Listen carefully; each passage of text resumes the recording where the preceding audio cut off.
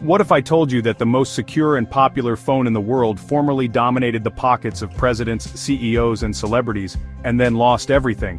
How did BlackBerry, the king of smartphones, go from a global icon to a cautionary story of innovation ignored? Stick around because the answers could surprise you. Before the iPhone, before Android, there was BlackBerry. Back in the early 2000s, possessing a BlackBerry wasn't just about having a phone, it was a prestige symbol. They called it the Crackberry because people were addicted to its physical keyboard and instant email access. At its peak in 2008, BlackBerry commanded nearly 50% of the smartphone market in the US and 20% globally. Everyone wanted one, but what happened? Let's rewind to where it all began.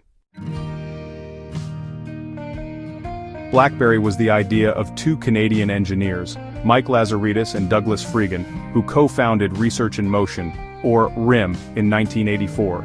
Their breakthrough came in the late 1990s with the first BlackBerry device, a pager-like gadget that permitted wireless email communication. It was revolutionary. For the first time, consumers could send and receive emails on the fly, which revolutionized the way businesses operated. By the early 2000s, BlackBerry had matured into full-fledged smartphones. They were tiny, had a full QWERTY keyboard, and were created with a laser emphasis on security, a trait that made them indispensable for corporations, government organizations, and even world leaders. Actually, when he first came in office, former President Barack Obama famously vowed not to give up his BlackBerry. Here, though, things start to get fascinating. A storm was developing in Silicon Valley when BlackBerry was riding high. Now arrives Steve Jobs and the iPhone. In 2007, Apple unveiled a device that was unlike anything the world had ever seen, a touchscreen smartphone with no physical keyboard. Critics, including BlackBerry, were skeptical. After all, who would want to type on glass? The leadership of BlackBerry wrote off the iPhone as a niche good. Their devoted clientele, especially companies, felt they would never give up their ultra-secure systems or the actual keyboard. They did, however, undervalue one important element: the consumer market. Apple was offering a lifestyle, not only a phone. Everyday users were immediately captivated by the elegant design, simple interface, and expanding app store. After that arrived Google with Android. Unlike Apple, Android presented something BlackBerry lacked in terms of openness. Any manufacturer could create their own gadget on Android. This tactic inundated the market with inexpensive cell phones, making it practically difficult for BlackBerry to keep up. Still, BlackBerry sought to strike back. They launched the BlackBerry Storm in 2008, their first attempt at a touchscreen phone. It was hurried, buggy though, and not compatible with the iPhone. Consumers were let down, and BlackBerry's name suffered. Why therefore did BlackBerry not change?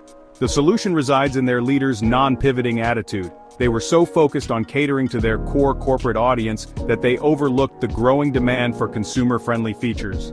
Apple and Android were occupied creating ecosystems, app stores, cloud services, and user-friendly designs that rendered their devices indispensable.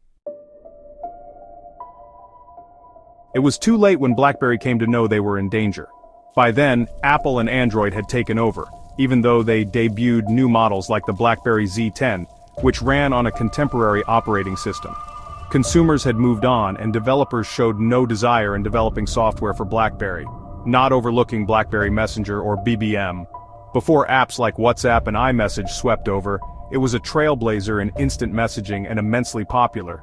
But BlackBerry maintained BBM only available on their handsets, not releasing it to other platforms earlier. It was too late, too little, when they at last made it available to iOS and Android. BlackBerry had completely disappeared from the smartphone scene by 2016 and turned instead into a software and security business. Though their name will always be linked with one of the biggest declines in tech history, today they concentrate on cybersecurity and IoT solutions. What then can we draw from the fall of BlackBerry? First of all, never undervalue consumer trends, even if your present market looks to be safe. Second, nobody else waits for invention. Should you not be ready to disturb yourself, someone else will. With that said, thanks for watching, and until next time.